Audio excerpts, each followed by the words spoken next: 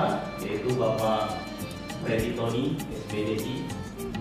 Beliau merupakan salah satu pengajar praktik Kota Batam, tentunya sama-sama kita ketahui. Selanjutnya yang saya hormati tentunya rekan-rekan sejawat kita. Di sini ada Pak Andi dan Bapak Ibu guru lainnya.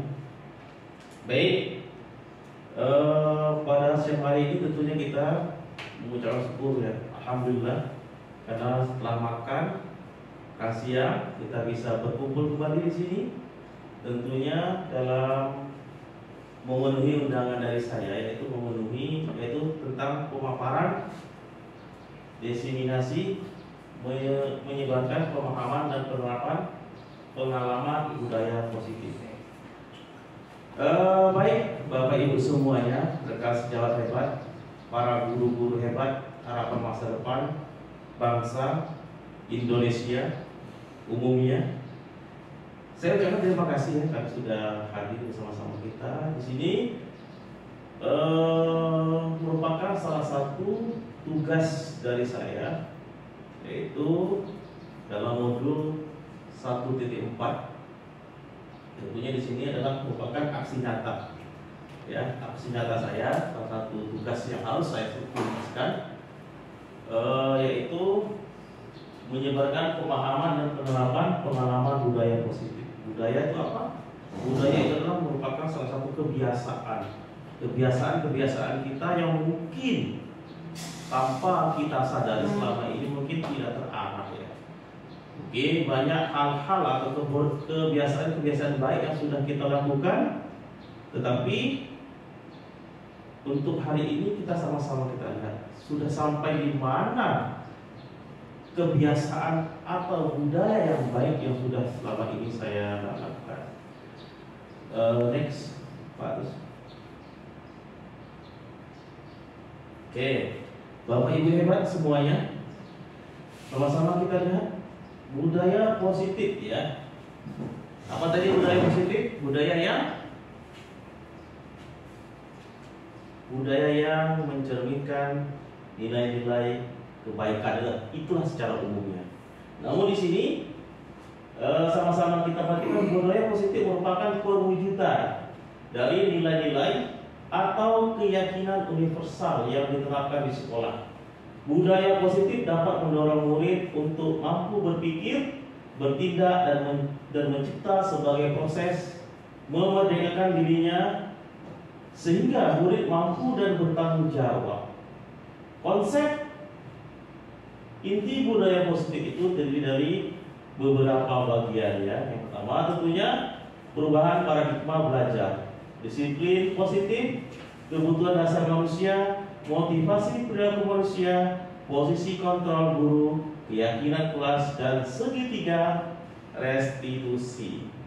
Bapak Ibu semuanya, sebelum kita lanjut ke materi selanjutnya, alangkah baiknya sama-sama kita minta sedikit penjelasan atau masukan dari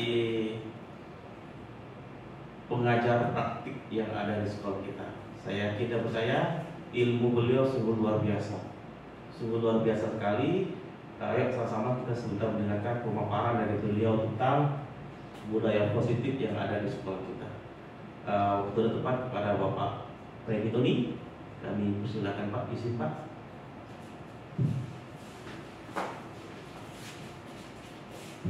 Pada intinya budaya positif itu sudah kita lakukan tanpa kita sadari. Tapi penekanan di sini budaya positif itu adalah kebiasaan yang baik, hal-hal yang baik.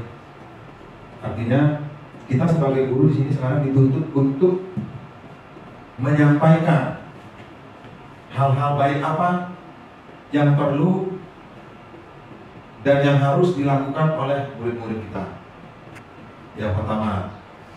Yang kedua, bagaimana penerapan budaya positif itu dapat kita lakukan, dapat kita terapkan di sekolah kita. Yang paling utama, kita sebagai gurunya terlebih dahulu yang harus kita rubah. Ya, paradigma ini tadi. Cara pandang kita terhadap murid itu pertama harus kita perbaiki.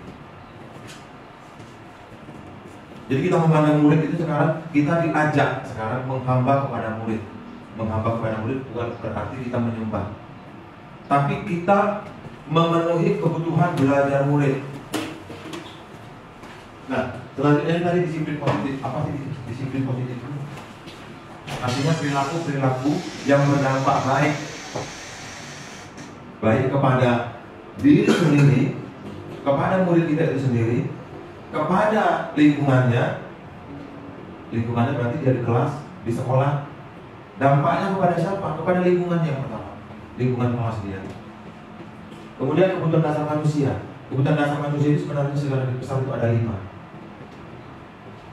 Yang paling dominan itu untuk mendapatkan kasih sayang. Nah, kalau kita murid-murid ini harus kita perhatikan.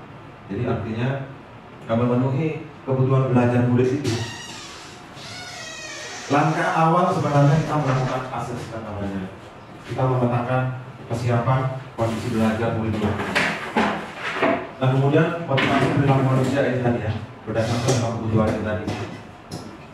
Nah, kemudian posisi kontrol guru.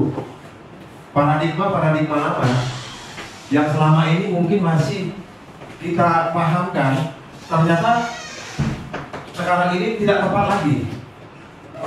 Dimana sekarang itu paradigma kita sebagai guru menghamba kepada murid tadi bukan berarti kita menyembah ya. Minat bakat anak itu untuk mencapai keselamatan. Keselamatan ini artinya apa yang diinginkan murid kita itu. Jadi sekarang di dalam pembelajaran sekarang itu murid itu kita pandang dia sudah kita sesuaikan kepada kodrat alam dan kodrat zamannya. Jadi kodrat zamannya apa ya? Zamannya sekarang zaman teknologi. Kodrat alamnya apa? Kita di Kota Batam ini, kita lihat situasinya di sini. Nah, kita sebagai guru sekarang ini kita dituntut harus bisa lebih fleksibel melihat keadaan yang di depan kita. Kalau mau dikerucutkan lagi, kita harus bisa melihat kondisi murid kita di dalam kelas. Kita harus memahami betul karakter anak kita, gaya belajarnya. Supaya apa? Supaya pembelajaran anak kita yang notabene sekian orang itu semuanya terlayani pembelajarannya. Jadi kita guru diharapkan memang melayani pembelajaran murid-murid kita itu. Nah, jadi budaya positif di sini artinya mari kita mengajak murid-murid kita itu untuk membiasakan hal-hal yang baik. Nah, kalau saya menyampaikan kepada rekan-rekan yang lain itu, biasakan berperilaku yang benar. Jangan kau benarkan hal-hal yang biasa tapi tidak tepat. Memang tidak seperti membalikkan telapak tangan ya Bapak Ibu. Ini berproses. Makanya mari sama-sama kita mulai ya, kita menyadari ini beban kita sebagai guru, terlebih di sekolah kita ini sama-sama. Ini tidak bisa hanya yang menjadi CGP-nya Bapak Ibu. Dan ini juga nggak bisa hanya kepala sekolahnya aja. Kita di sini harus berkolaborasi. Berkolaborasi artinya semua warga sekolah harus punya keinginan untuk menerapkan ini. Jika hanya 2-3 orang, 4-5 orang, itu nanti tidak ada dampaknya. Mungkin hanya itu yang bisa saya sampaikan. Mohon maaf Pak Abu, saya hanya bisa mengajak Bapak Ibu sekalian, ayo mari kita sama-sama mulai. Kita lakukan perubahan ke arah yang lebih baik. Harapannya nanti sekolah kita, apa yang digagas oleh CGP nanti di sekolah ini bisa berdampak lebih lagi terhadap sekolah kita. Saya akhiri dengan Assalamualaikum warahmatullahi wabarakatuh. Terima kasih pemaparan yang sungguh luar biasa. Mungkin kalau di sekolah kita ada 5 atau semuanya seperti beliau, saya rasa sekolah kita sungguh luar biasa kita intinya. Oke, terima kasih. Selamat datang juga kepada Ibu Yusriani, SPDI Beliau juga merupakan GP, guru penggerak ya, Kota Batam angkatan 8 ya Ibu ya. Terima kasih Ibu sudah mau bersamai kami. Kami mohon izin sudah mendahului. Ya, mohon maaf. Kiranya bisa dimaafkan itu ya. Baik Bapak Ibu semuanya, kita lanjut saja lagi. Next. Oke. Satu. Tadi ini sudah dijelaskan dan dijabarkan oleh Pak Tony, yaitu pembelajaran dengan paradigma baru ya, luar biasa. Intinya yang saya tangkap tadi semuanya itu harus kita mulai dari diri kita.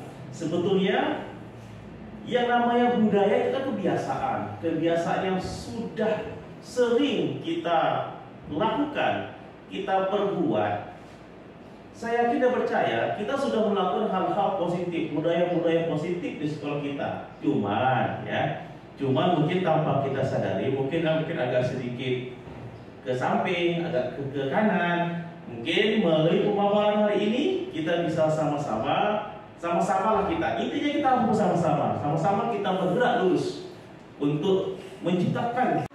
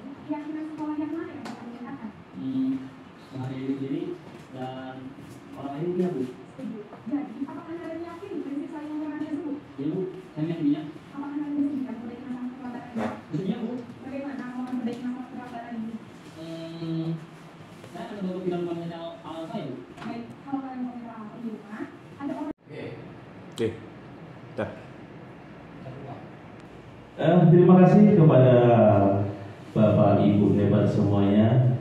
Sama-sama kita perhatikan, sama-sama kita dengarkan.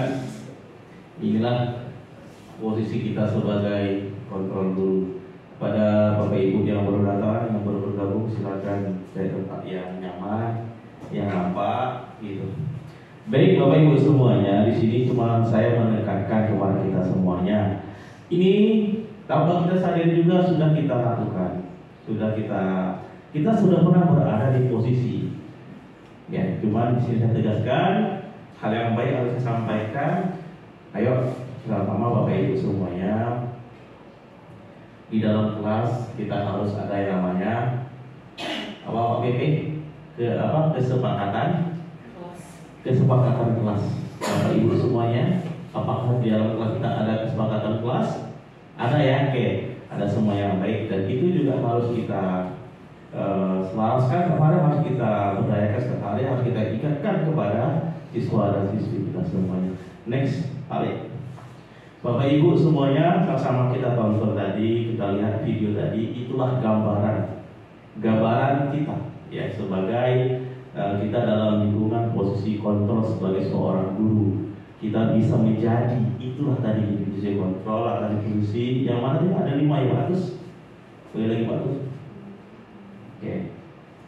Oke, ya ini kita pasti yakin, kita pasti sudah berada di posisi ini ya, pernah berada di posisi ini. Oke, next Pak Agus. Oke, Adi yang terlambat ya Bapak Ibu guru dengan suara yang tinggi, bahasa tubuh yang melotot, dan jari menunjuk-nunjuk, terlambat lagi, pasti terlambat lagi, selalu datang terlambat. Kapan bisa tepat waktu? Nah, tanyakan pada diri kita, bagaimana perasaan murid bila guru berbicara seperti itu pada saat muridnya datang terlambat? Kamu lagi, datang terlambat lagi. Kapan kamu tidak datang terlambat? Ya, coba kita posisikan diri kita sebagai seorang murid. Ya, kita sebagai seorang murid, bagaimana perasaan seandainya kita di posisi murid ya? Apakah kita rasakan? Ada yang bisa menjelaskan apa yang bisa dirasakan oleh seorang murid itu ketika kita di dalam posisi seperti contoh di depan seperti ini? Saya jadi murid sih, saya juga nongol juga sih apa-apa. Itu nongol. Kalau misalkan ditanya kenapa terlambat, kita setuju, mungkinlah kita mereda kan. Kalau saya dikita langsung, mungkin marah. Terima kasih, tepuk tangan untuk ibu ini. Oke, Bapak Ibu semuanya, mungkin dan kita pernah mengalami itu dan kita pernah melakukan itu. Ya, apakah Bapak Ibu ada yang pernah melakukan ini? Saya bisa mengatakan kita semua pernah melakukan ini. Ya, itu. Jadi akibat dari hal yang kita lakukan itu, murid pasti akan merasa yang disampaikan ibu ini benar. Kemungkinan murid marah, dendam, atau bersifat agresif. Bisa jadi sesudah kembali duduk, murid tersebut akan mencoret-coret bukunya. Oke. Oke, Pak Yonan duduk sana aja, Pak. Siap. Dipegangnya nggak apa-apa. Pegang aja, nanti juga saya potong aja. Oke, Bapak Ibu semuanya, jadikanlah kita sebagai teman. Artinya, walaupun kita jadikan kita sebagai teman, tetap kita berdayakan. Ada batas-batas yang memang tidak perlu kita terlalu dekat kepada siswa. Dan itu sudah sering saya lakukan juga. Artinya apa? Buatlah peserta didik kita itu senyaman mungkin. Dia tidak merasa takut kepada kita, tetapi dia merasa segan sama kita, merasa hormat sama kita. Ya, bukan berarti dia takut. Ya, jadikanlah kita dalam posisi sebagai teman. Ya, ketika anak itu terlambat, ketika anak itu membuat salah, jangan kita berada di posisi sebagai penghukum. Perintah satu? merasa membuat dia merasa bersalah, ya. Jadilah kita sebagai teman ketika kita menghadapi, kita melihat hal-hal yang mungkin anak tersebut perlu kita sedikit kita arahkan untuk menuju yang lebih baik. Tentunya dengan hal itu yang kita lakukan, merasa sebagai teman, anak akan merasa senang dan akrab dengan guru. Ini termasuk dampak yang positif. Hanya saja di sisi positif, di sisi negatif menjadi tergantung pada guru tersebut.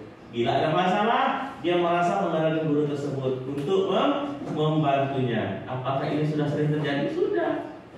Ya, kita kadang merasakan dua sisi yang berbeda dalam satu kelas itu. Kita kadang sebagai membuat merasa bersalah, kita sebagai apa tadi ini? Penghukum, kita juga sebagai teman.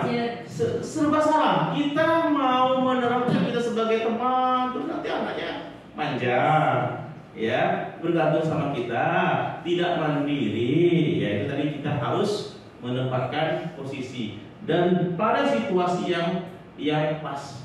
Ya, itu tadi. Next Pak Agus. Ya, pemantau. Pemantaunya bagaimana ini? Ada yang bisa menjelaskan pemantau dalam posisi pemantau? Ya, pemantau ya tadi ya, melihat, ya, nada suara datar, bahasa tubuh yang formal. Andi, tahukah kamu jam berapa kita memulai?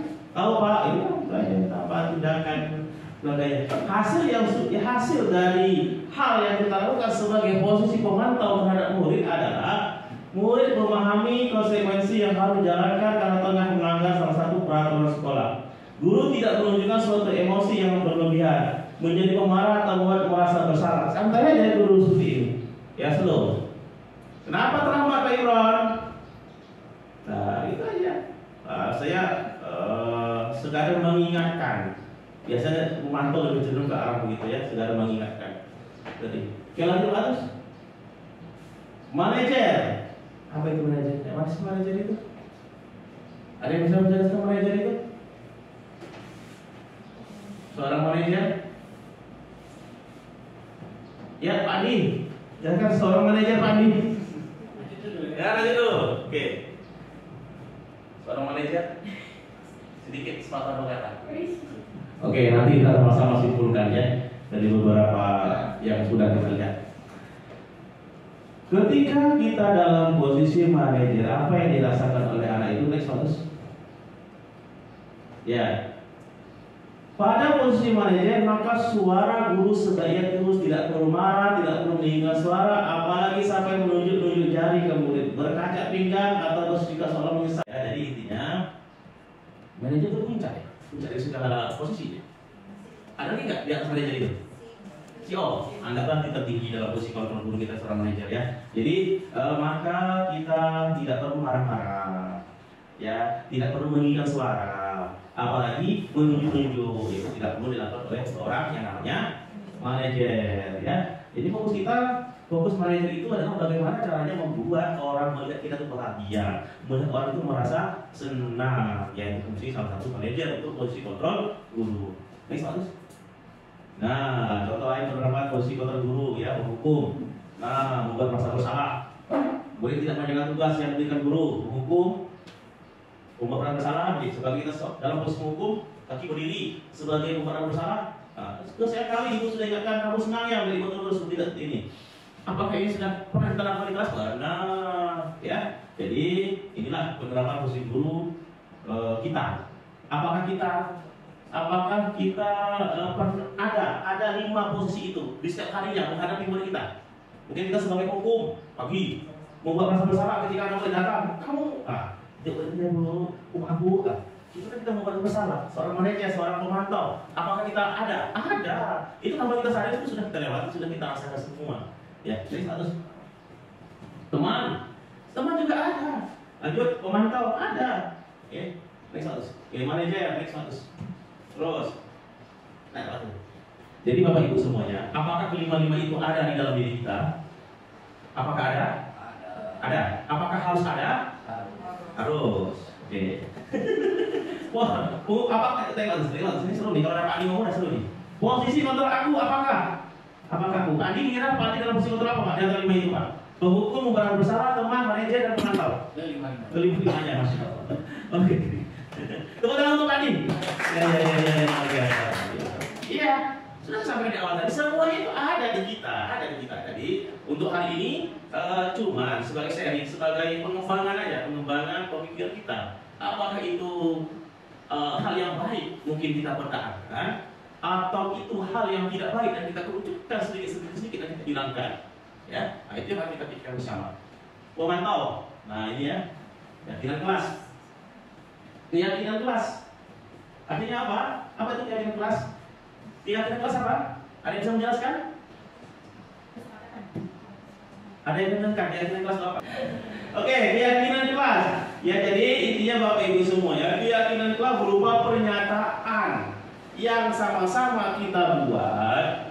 Ya, biasanya keyakinan kelas itu kita buat dalam bentuk pernyataan ya. Pernyataan ya bisa ditulis ya, bisa juga tidak, tapi sebaiknya memang ditulis, harus ada di dalam kelas kita itu supaya apa? Supaya mudah diingat dan dipahami. Artinya apa? Keyakinan kelas itu semua ya warga sekolah, semua warga kelas itu harus memberikan kontribusi dalam pembuatan keyakinan kelas ya. Jadi Bapak Ibu semuanya yang belum ada keyakinan kelas, ya mulai semester 2 nanti, semester awal tahun ajaran baru, ayo sama-sama kita buat kesepakatan kelas. Ya, kesepakatan kelas itu sangat penting sekali. Artinya apa? Kalau kita tinggal suatu perumahan, ada yang namanya tatip, tata tertib, bukan hanya di kelas, di sekolah kita juga ada yang namanya itu tadi keyakinan sekolah ya, sama lah itu ya. Oke, ini status segitiga restitusi. Segitiga restitusi adalah suatu kondisinya. Kenapa ibu ini memanggil siswa ya? Iya, memanggil siswa. Dan penyelesaiannya tentang masalahnya. Lalu? Ya, apa? Kalau aku bertanya mengenai memanggil siswa, saya masih sering yang memanggil siswa. Mungkin saya berikan satu contoh. Ada salah satu anak kami di kelas 5, saya sebagai wali kelasnya, saya panggil dengan permasalahan penolakan. Kemarin itu di semester 2 lah, awal-awal semester 2 saya panggil anak tersebut karena saya panggil karena ada laporan dari orang tua salah satu anak yang dipalak bahwa dia sudah dipalak dari kelas 4. Jadi saya berikan, saya tanyakanlah pada anak tersebut, saya pindah ke sekolah. Dia menyampaikan bagaimana kronologis kejadiannya. Selanjutnya kami coba cari diskusi kepada anak tersebut. Lalu saya sampaikan kepada anak tersebut untuk bilang bahwa orang tuanya ke sekolah. Setelah itu saya sampaikan kepada orang tuanya dan saya tanyakan mengenai anak tersebut bagaimana, gitu, kenapa sampai dengan dia dari kelas 4 dia melaksanakan apa-apa.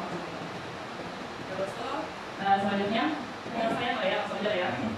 Penyelesaiannya saya bersama dengan orang tua membuat kesepakatan bahwa yang pertama hal ini semoga tidak terjadi lagi ke depannya, dan saya juga berkeinginan kalau anak tersebut kalau bisa tidak terulang lagi, lalu tidak ada lagi laporan bahwa salah satu anak di dalam kelas tersebut mengalami atau menerima pemahaman dari yang itu.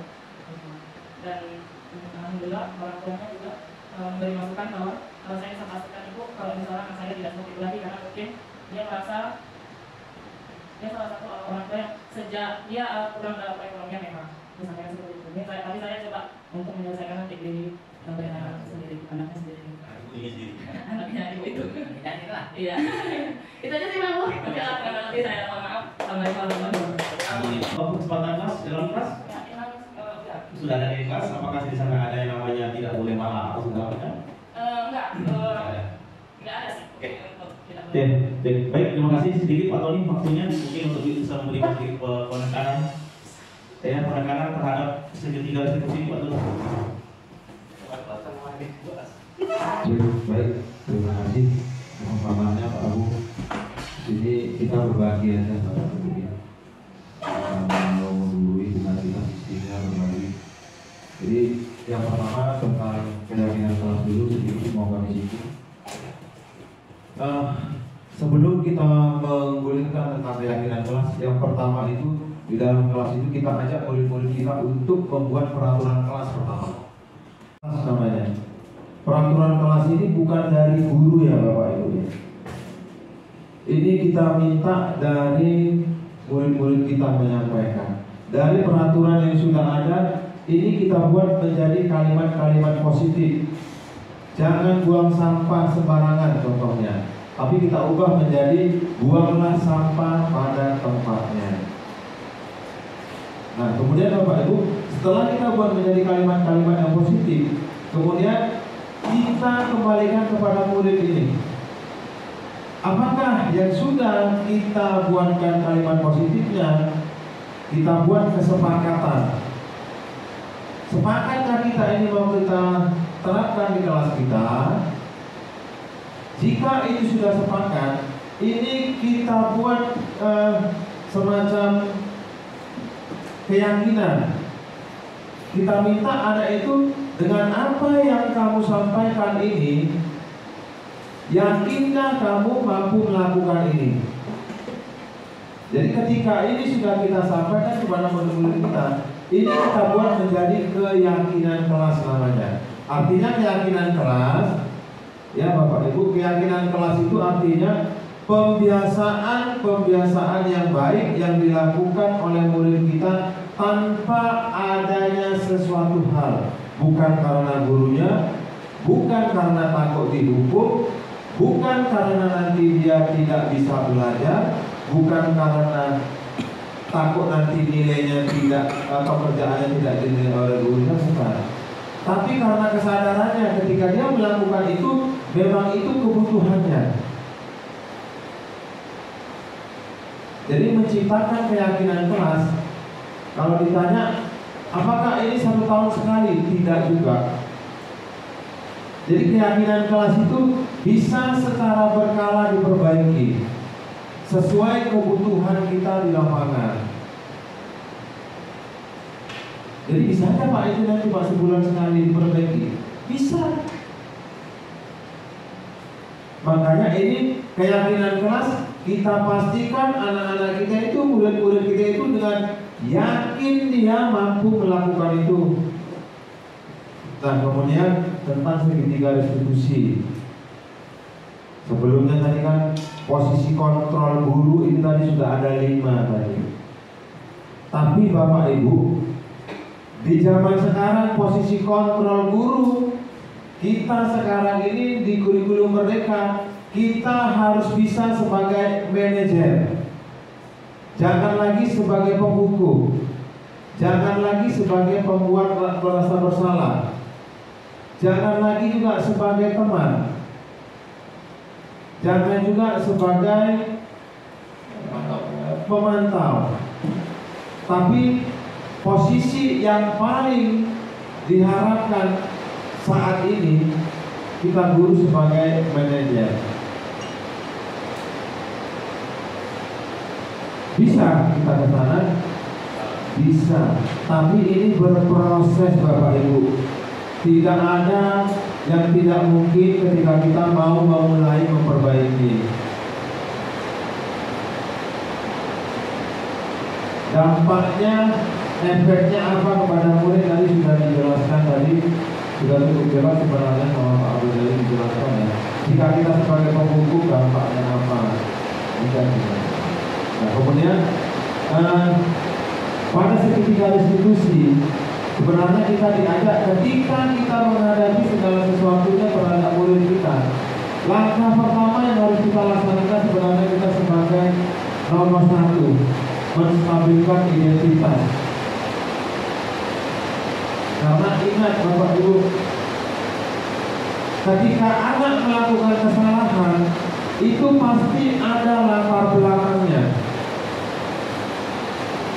Jadi ketika anak melakukan kesalahan, kita sebagai akal, anak itu tidak baik, anak itu jahat, bla bla bla.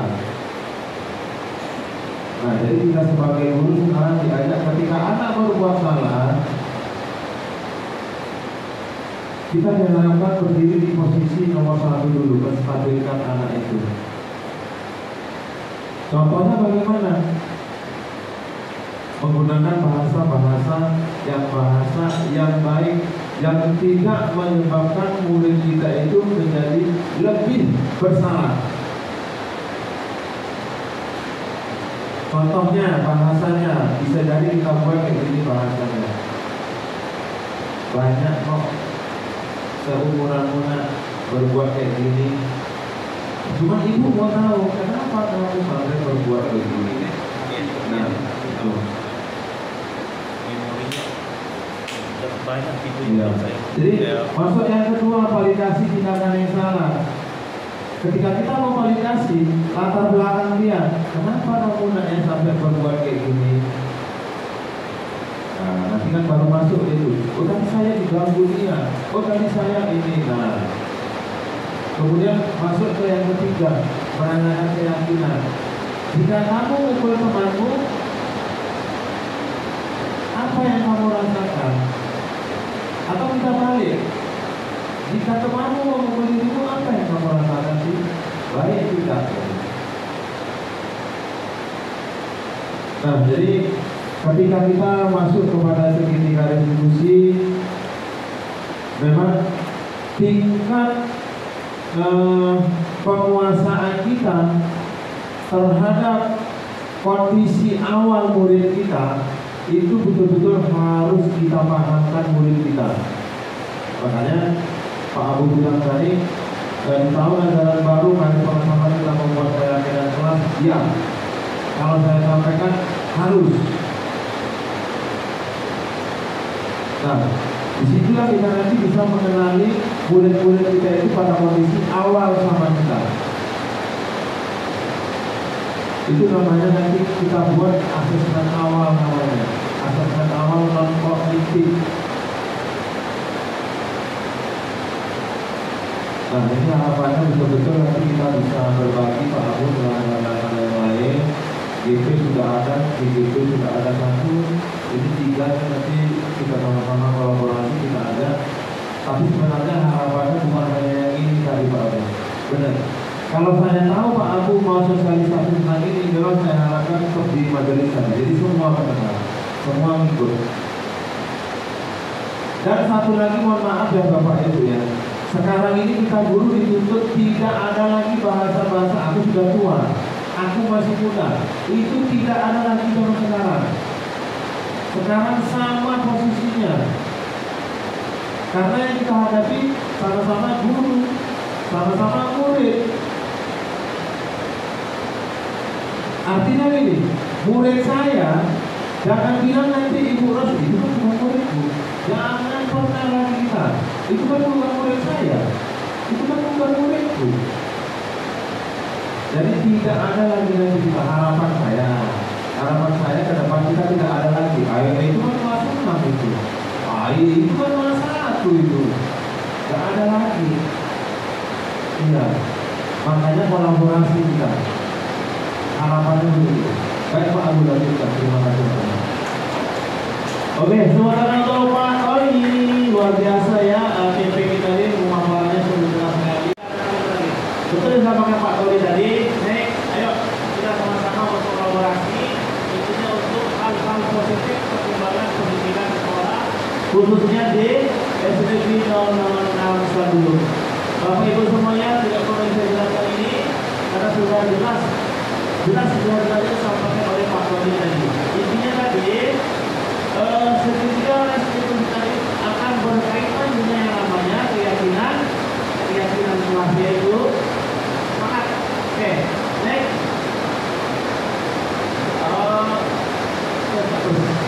Selanjutnya identitas. Ini sudah disampaikan oleh Pak Tony kita sudah jelas ya. Oke, berbuat salah itu manusiawi, ya. Tidak ada manusia yang sempurna. Bapak Ibu juga pernah melakukan kesalahan seperti itu. Bapak Ibu tidak tertarik mencari siapa yang salah, tapi Bapak Ibu ingin mencari solusi dari permasalahan ini. Kamu berhak merasa begitu. Kita berhak merasa begitu. Bapak Ibu, di sini saya mau menekankan, posisikanlah diri kita di saat kita menjadi seorang apa tadi posisi dulu membuat merasa bersalah. Apalagi sebagai pemukul